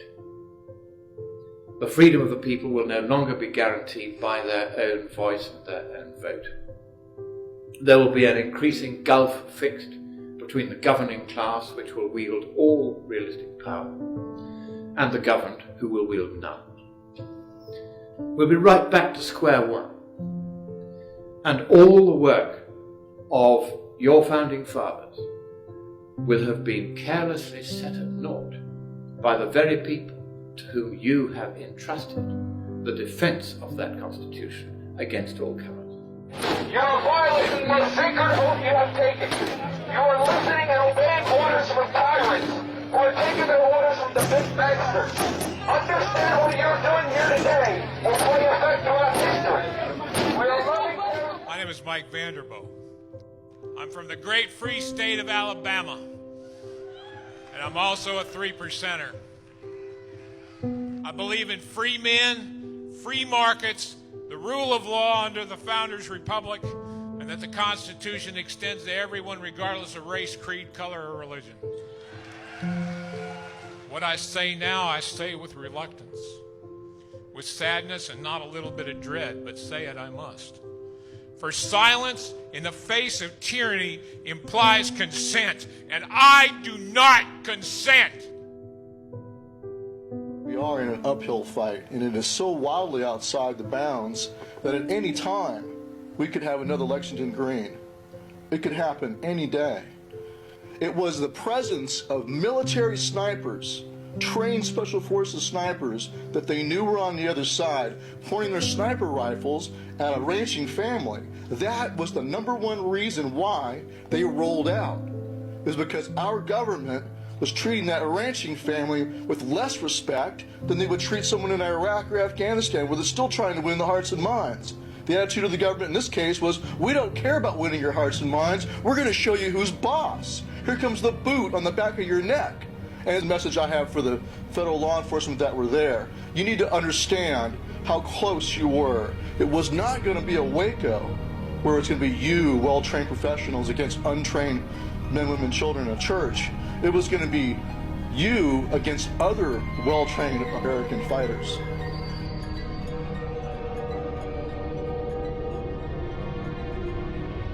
As far as I know, King George, until the fighting started, did not claim the power to order colonists murdered. But your president now claims the authority to use drone strikes or anything else against you.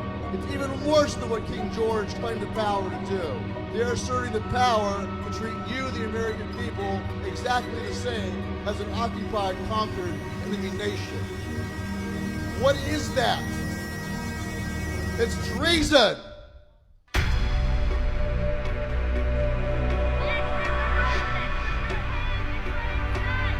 We have three ways to deal with the government. We have the soapbox, we have the ballot box, and we have the cartridge box.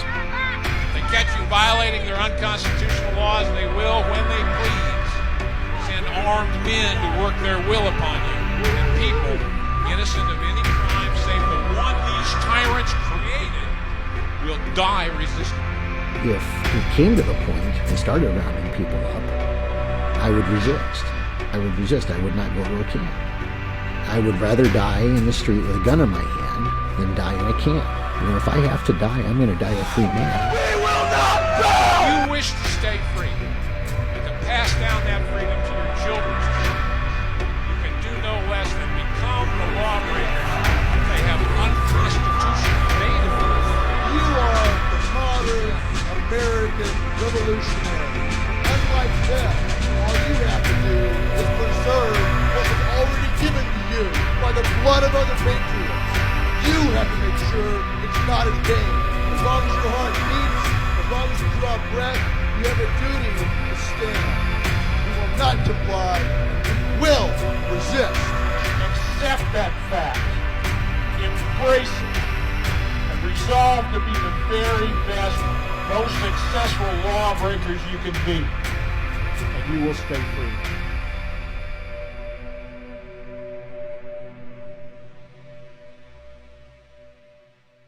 When does the info war turn into the shooting war? For the individuals who are put in circumstances where they're justified doing violence against agents of the state. It already is. For the insurgents in Iraq and Afghanistan defending their home, it is already a shooting war and not an info war. And for people that are directly threatened by the violence of government every day on the streets in the United States, it already is a shooting war. But the way that you defeat it is by winning the info war. The thing you have to remember is the task that we have before us today is a task that's never been attempted before in history successfully. No republic, once it's gone corrupt and long in the tooth, has ever been resuscitated. Ever. Look at history. I pray every day that we can revive this republic. I don't know it's possible. It's up to the determined minority to make it happen, to shape history. I have my doubts. I do. But I know that we have to try.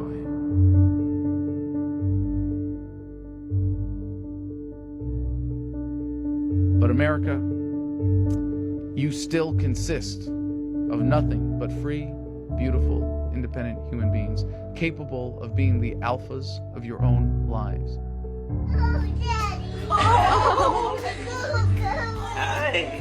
We're coming to a point in human history where statism, I think, is coming to an end because people are waking up to its true nature. Human productivity, prosperity, that the government can never stop, is going to empower us to see past the paradigm of statism. It comes down to the conclusion very simply, freedom is popular. It's not my message, it's a message of America. Zen libertarianism is something that has allowed me to really fully appreciate the epicness of every moment that I am fortunate enough to enjoy on this planet. If you really understand the physics of reality, the fact that every cell in our body is replaced every 7 years, that at the atomic level there is no such thing as matter as much as there is waves of energy that matter is composed of, and of arranging the molecules in your brain to engage in the rest of the world, to be a part of the universe, to enjoy the experience that it is to be a spinning wave of energy, a spiral of light that we are as human beings.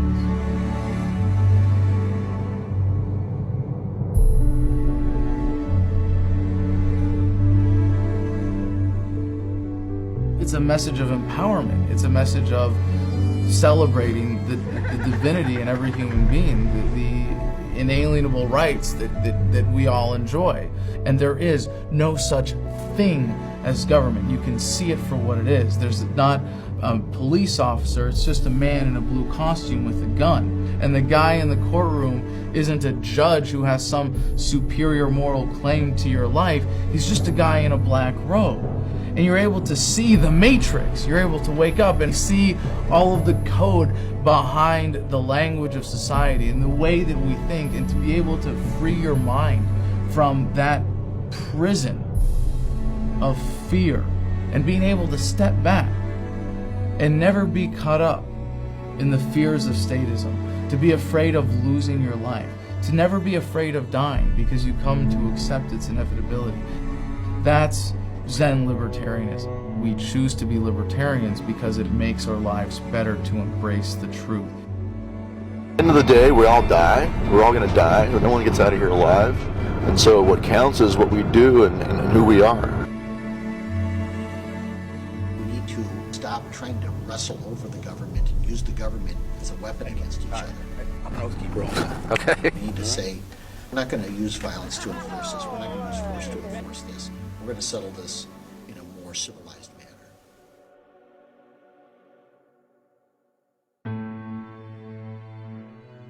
There isn't much chance of avoiding the quote-unquote hard landing that we've been discussing. It is a precipice that some states have already plunged over, and that the federal government threatens to follow. What can you do about it? It's the same thing that's been going on since the beginning of time. We have no power. That's the other lie. The other lie is that these systems can't be wrecked. They can be wrecked. simply by an individual saying no. Let's be a man in America and a woman. All we gotta do is stand up and say no. There will always be somebody who wants to be free and is willing to fight to defend that. Human beings need to be free in order to achieve their full potential. Love is the core of this second American Revolution. We do have the power. It would be startlingly easy to reverse all of this, is what people do not generally understand. The elites in every case always believe they are invincible, and they never, ever are. Regimes always fail, and it's only a matter of time before everything comes crumbling down and a new beginning happens. Freedom, being free, will always be there. All we have to do is essentially refuse to play ball. You get enough people to do that and just refuse to go along. It doesn't involve a bloody revolution. And in fact, for this one to really truly be unique from revolutions in the past, it has to be that way. And that's it. And it's up to us, guys. This is no joke. Tyranny is the old idea. It's over and done with. We don't need more tyranny. Change this country, go back to our roots, decide that we want to live in a free country and not in a country rapidly drifting toward totalitarianism. We need to reverse the course. I want you to imagine this. Imagine if every single soldier, sailor, airman, and Marine understood what you understand, knew what you know, felt what you feel about freedom. Imagine if they had that conviction in their hearts and in their minds and in their souls to be a warrior for liberty. Would you fear them anymore? I'm letting go and releasing this medal because love is the most powerful force that we can employ as human beings on this planet. I don't want us to suffer this again, and I don't want our children to suffer this again. So I'm giving these back. You should never doubt that a small group of people who have firm convictions can change the world, because that's the only way it's ever happened before. It's a bright time, it's a hopeful time. I'm looking forward to seeing what happens because they are on the run. You know, we're on the march and the empire is on the run.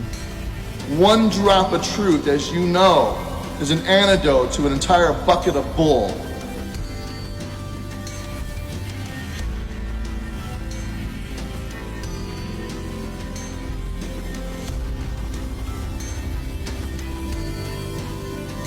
An idea whose time has come cannot be stopped by any army or any government.